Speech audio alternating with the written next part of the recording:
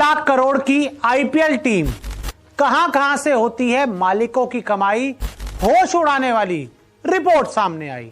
तो आईपीएल 2024 का बुखार आप सभी के सर पर चढ़ चुका है। चौके छक्कों की बारिश के आप दीवाने हो चुके हैं, लेकिन इस रिपोर्ट में हम बात चौके छक्कों या विकेट्स की नहीं करेंगे, हम बात करेंगे टीम्स की ब्रांड वैल्यू की। इस रिपोर्ट में आपको बताएंगे कि 1 लाख करोड़ की आईपीएल टीम कहां से करती हैं कमाई और कहां से उनके खर्चे होते हैं, यानी कि कितना पैसा जाता है, कितना पैसा आता है और कहां से आईपीएल की फ्रेंचाइजी के मालिक प्रॉफिट बनाते हैं। तो शुरू करते हैं। सबसे पहले आपको आईपीएल टीम की ब्रांड वैल्यूज दिखाते हैं और इसमें सबसे अभी नीचे है गुजरात टाइटंस। गुजरात टाइटंस 10वें नंबर पर है, जिसकी जो ब्रांड वैल्यू है वो 7,056 करोड़ रुपए है। देखिए अभी ये तीसरा साल ही है गुजरात टाइटंस को, और तकरीबन मुझे याद है 5500 करोड़ के आसपास इन्होंने टीम खरीदी थी, और 3 साल में इसकी जो ब्रांड वैल्यू है वो 1500 करोड़ बढ़ चुकी है। आगे बढ़ते हैं। नंबर 2 पर आती है Punjab Kings. Punjab Kings IPL 2008 से लेकर अभी तक लगातार शामिल है, हर सीजन में खेलती नजर आई है, और पंजाब किंग्स की जो ब्रांड वैल्यू है वो 7,678 करोड़ रुपए है। 7678 करोड़ इनकी ब्रांड वैल्यू है। ये 9वें नंबर पर है। अब 10वें नंबर पर आपको बताते हैं। 10वें नंबर पर है सनराइजर हैदराबाद। एक बार ये आईपीएल जीत चुके हैं, और पहले डेक्कन चार्जर्स हुआ करती थी, फिर उसके बाद जो नाम बदला, नई टीम बनी और उसका नाम हो गया सनराइजर हैदराबाद, और इनकी 8,051 करोड़ इनकी ब्रांड वैल्यू है। आगे बढ़ते हैं। राजस्थान रॉयल्स। राजस्थान रॉयल्स 2008 में आईपीएल जीत चुके हैं, तब से लेके अब तक राजस्थान रॉयल्स ने कभी आईपीएल खिताब नहीं जीता। 2 साल के लिए इनके ऊपर बैन भी लगा था। आपको याद होगा जब सीएसके और आरआर बैन हुई थी, उसके अलावा भी आज तक दोबारा इनकी वापसी हो चुकी है, और इनकी जो ब्रांड वैल्यू है 8,300 करोड़ इनकी ब्रांड वैल्यू है। आगे बढ़ते हैं। उसके ऊपर रॉयल चैलेंजर्स बैंगलोर आती है। रॉयल चैलेंजर्स बैंगलोर की अगर हम बात करें, आज तक कभी भी ये आईपीएल का खिताब नहीं जीत पाए हैं, लेकिन उसके बावजूद इनकी जो ब्रांड वैल्यू है वो सनराइजर हैदराबाद से ज्यादा है। इनकी जो ब्रांड वैल्यू है वो पंजाब किंग्स से ज्यादा है और राजस्थान रॉयल से भी ज्यादा है। 8,508 करोड़ इनकी ब्रांड वैल्यू। आगे बढ़ते हैं। दिल्ली कैपिटल्स। दिल्ली कैपिटल्स ने भी अभी तक कभी कोई खिताब नहीं जीता, लेकिन इनकी जो ब्रांड वैल्यू है वो 8,591 करोड़ है, यानी कि आरसीबी से ये ऊपर है, और ये सारा जो डेटा है हमने फोर्ब्स से निकाला है। उसके बाद Lucknow super giant. Lucknow super giant भी देखिए अभी 3 साल पहले इनका एडिशन हुआ था। आईपीएल के इतिहास की सबसे महंगी बिकने वाली ये टीम बन गई। 7,000 करोड़ से ज्यादा की रकम देकर इसको खरीदा गया था, और इनकी अब जो वैल्यू है 9,000 करोड़ के आसपास पहुंच चुके हैं। 8,923 करोड़ इनकी ब्रांड वैल्यू है।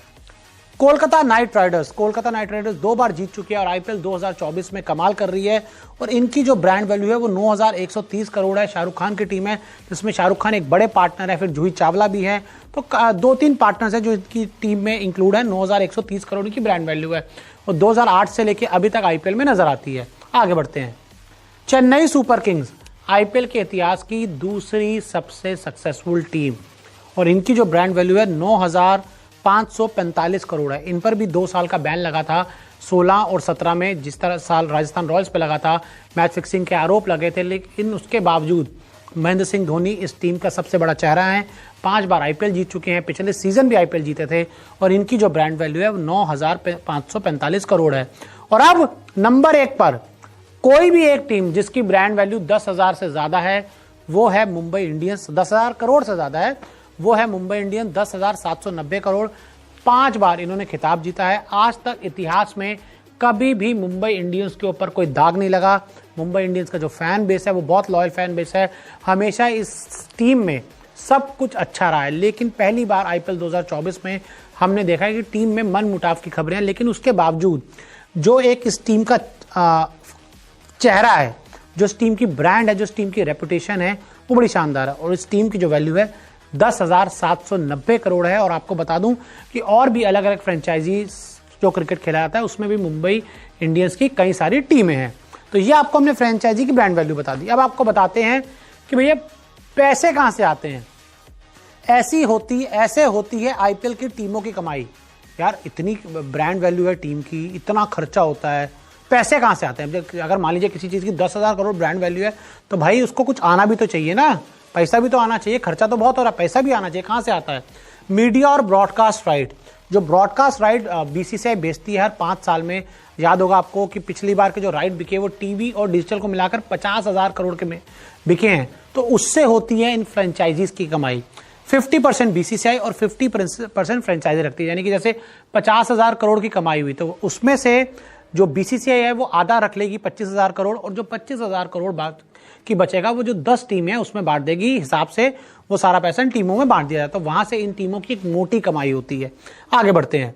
विज्ञापन से भी खूब कमाई करती हैं ये टीमें। जैसे फॉर एग्जांपल मान लीजिए, सोचिए कि मैंने एक जर्सी पहनी हूं, जैसे आपको यहाँ पे एक लोगो दिख रहा होगा, तो भैया यहाँ पर एक लोगो लगा होता है, यहाँ पर एक लोगो लगा होता है, यहाँ पर एक लोगो लगा होता है, यहाँ पर लोगो होता है, कैप पे एक लोगो होता है, कैप के पीछे लोगो होता है, पजामे पे लोगो लगा होता है, बैक की साइड पे लोगो लगा होता है, तो पूरी जो आपकी होती है लोगो लगा होता है। और साथ ही इस दौरान बड़ी सारी जो एड्स भी की जाती है, जैसे फॉर एग्जांपल मान लीजिए माई 11 सर्कल की ऐप 11 को प्रमोट किया जाता है, तो उसमें भी इनके बड़े सारे खिलाड़ी जो होते हैं वो शामिल होते हैं और वो अलग अलग जो एड्स हैं वो उनको करते हुए नजर आते हैं।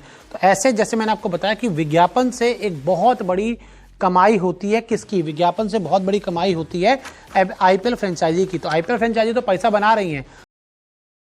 प्रमोशन और लोकल रेवेन्यू, ये तीन एक स्ट्रक्चर होते हैं, सेंट्रल, प्रमोशन और लोकल रेवेन्यू, जिससे कमाई होती है।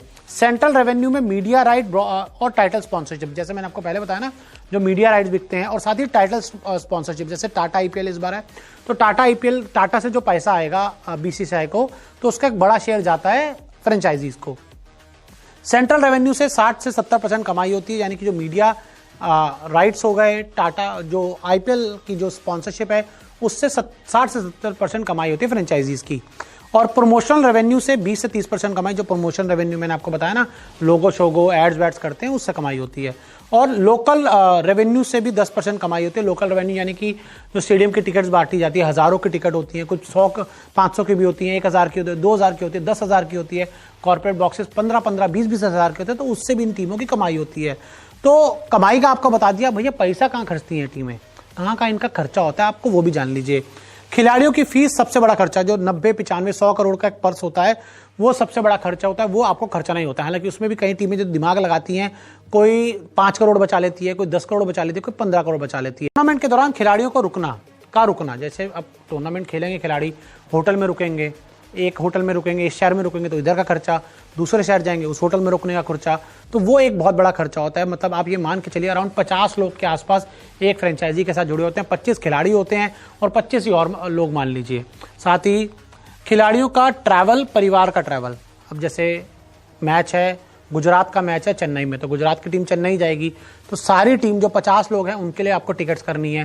पहले होटल से एक बस हमेशा रहती है, जहाँ भी टीम रहती है, जैसे गुजरात में की टीम गुजरात में, तो उनके लिए एक हमेशा लोकल बस रहेगी। जब वो चेन्नई पहुंचेंगे तो वहाँ पर भी एक आपको लोकल बस चाहिए, तो उन बसेस का खर्चा।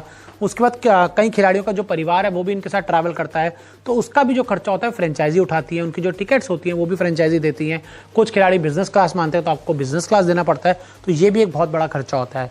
और खिलाड़ियों का खाना पीना, रोजाना भत्ता, डेली वेजेस, तो खाना पीना, जैसे चलिए ब्रेकफास्ट तो फ्री होता है, वो सब जगह बूफे लगा होता है, लेकिन लंच में खाते हैं भाई लोग, डिनर में खाना खाना होता है, बड़ी सारी चीज़ों का ध्यान रखना होता है। प्रैक्टिस में जब आप जाते हैं तो वहाँ पर उनको अलग अलग तरह के एनर्जी ड्रिंक्स चाहिए होते हैं, वहाँ पे खाना चाहिए होता है, प्रैक्टिस के दौरान बहुत सारी चीज़ें चाहिए होती हैं, तो वो भी एक बहुत बड़ा खर्चा होता है। साथ ही डेली वेजेस आपको देने पड़ते हैं, जो DA कहा जाता है, डेली अलाउंस जो कहा जाता है, वो भी आपको खिलाड़ियों को देना होता है। कोचिंग स्टाफ की पूरी टीम, 25 खिलाड़ी होते हैं तो 25 ही और भी लोग होते हैं, कोचेज होते हैं, ये कोच वो कोच, फिजियो, मसार, मतलब बहुत लोग होते हैं, मीडिया मैनेजर, ये मैनेजर वो मैनेजर, तो टोटल मान लीजिए 25 खिलाड़ी और 25 लोग और साथ होते हैं।